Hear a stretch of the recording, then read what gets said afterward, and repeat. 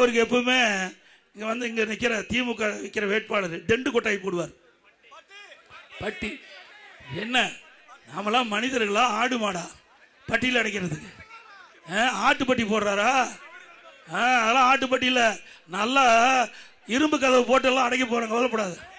நீ பட்டியிலேயே மக்கள் அடைக்கிற காத்துக்கிட்டு எப்படியெல்லாம் மக்களை வஞ்சிக்காதே, ஏழைகளை வஞ்சிக்காதே, வறுமையை பயன்படுத்தி மக்களை ஏமாற்றி கவர்ச்சிகரமாக பேசி தயவு செய்து தவறான வழியை பின்பற்றினா அது பின்பு உங்களுக்கு பின்விளைவை ஏற்படுத்தும் என்பதை இந்த வேட்பாளருக்கு, நம்ம ஏற்று நிற்கின்ற வேட்பாளருக்கு எச்சரிக்கின்றேன். இந்த டெண்டு போடுறது, இந்த ஆளை கொண்டாந்து அடைக்கிறது, இதையெல்லாம் விற்று நியாயமான முறையில் ஜனநாயக முறைப்புள்ள மக்களை சந்தி.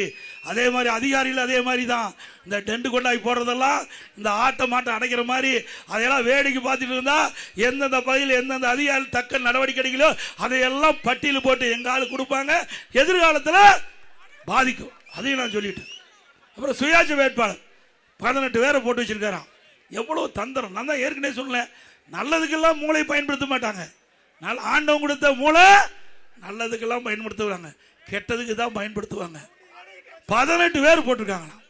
18 பேர் பினாமியா சுயேட்சையா போட்டு அங்கங்க ஒரு கொட்டாய் போட்டு அமர வைக்கிறதா. இதுக்கெல்லாம் மக்கள் ஏமாந்துருவாங்களா?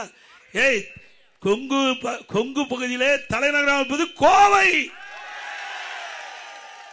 இன்றைக்கு இந்த பகுதியுடைய வளர்ச்சி இன்றைக்கு கொங்கு மண்டலம் பூரா பரவி இருக்குது. இங்க இருக்கிற தொழில் கொங்கு மண்டலம் பூரா பரவி இருக்குது. இன்றைக்கு சிறு தொழில் இங்கதான் அதிகம். அதிமுக ஆட்சிக்கு வந்தா ஜிஎஸ்டில பிரச்சனைனாங்க, அதை இந்த சிறு தொழில் மக்களுக்கு அதிமுக ஆட்சி உங்களுக்கு துணை இருக்கும், அதில் இருக்கிற இடர்பாடுகள் களையப்படும். நல்லாட்சினா எடப்பாடியார் தான். வாக்களிப்பீர் இரட்டை இலைக்கே.